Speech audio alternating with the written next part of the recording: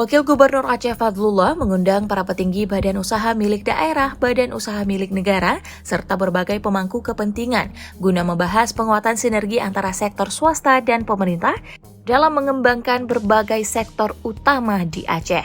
Diskusi ini mencakup bidang energi, pertambangan, perdagangan, hingga perhubungan.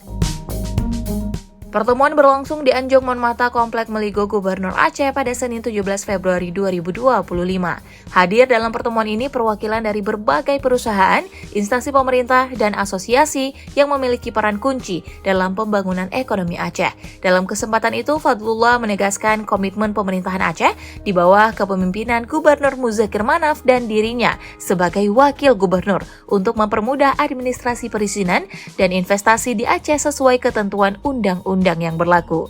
Ia meminta para pelaku usaha untuk segera melaporkan jika menemui kendala birokrasi yang menghambat kegiatan mereka.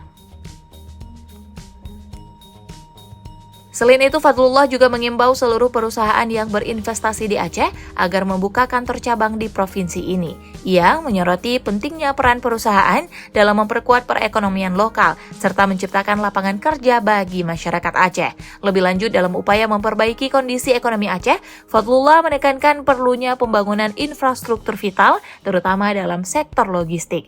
Salah satu contoh yang ia sampaikan adalah transportasi minyak sawit mentah yang hingga kini masih diangkut menggunakan jalur darat. Hal ini menyebabkan kemacetan di jalan lintas, menghambat mobilitas masyarakat dan pelaku usaha lainnya.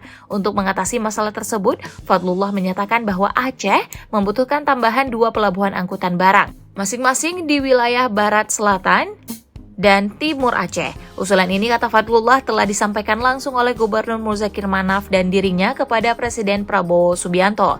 Presiden menurutnya menyambut baik rencana tersebut dan berkomitmen untuk memberikan dukungan penuh.